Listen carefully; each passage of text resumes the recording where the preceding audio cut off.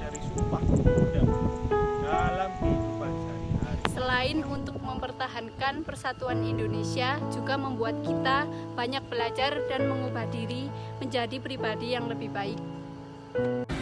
Penerapan Ikrar Sumpah Pemuda bait pertama yang berbunyi, kami putra dan putri Indonesia mengaku bertumpah darah yang satu, tanah air Indonesia ialah mencintai tanah kelahiran kita.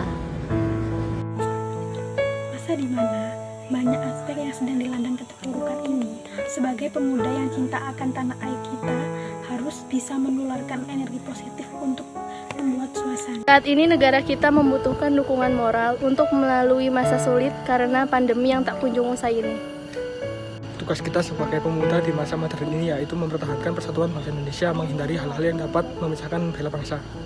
Misalnya lebih selektif dalam menerima dan menyebarkan informasi di sosial media, menghindari penyebaran hoaks atau berita bohong yang dapat menyinggung suatu pihak hingga dikhawatirkan dapat menjadi penyebab terpecahnya bangsa Indonesia.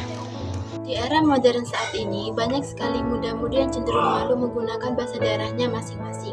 Padahal isi ikrar dari Sumpah Pemuda bait ketiga mengandung makna bahwa bahasa Indonesia adalah bahasa persatuan. Sehingga tidak tepat bagi pemuda menganggap penggunaan bahasa daerah membuat mereka terlihat kuno, hingga malu dan tidak ingin menggunakan bahasa daerah mereka. Maksud dari ikrar Sumpah Pemuda tersebut untuk menyatukan bangsa Indonesia dengan satu bahasa yang sama, tidak bermaksud melupakan bahasa daerah.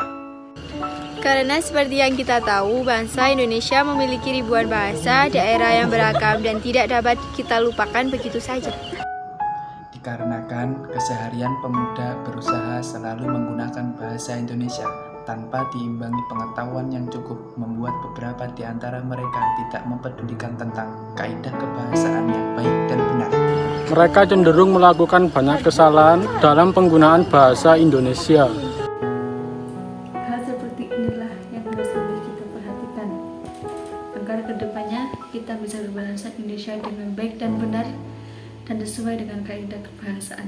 Dengan menerapkan kaidah kebahasaan dalam kehidupan sehari-hari, hal itu sudah mencerminkan isi ikrar Sumpah Pemuda, terutama bait ketiga.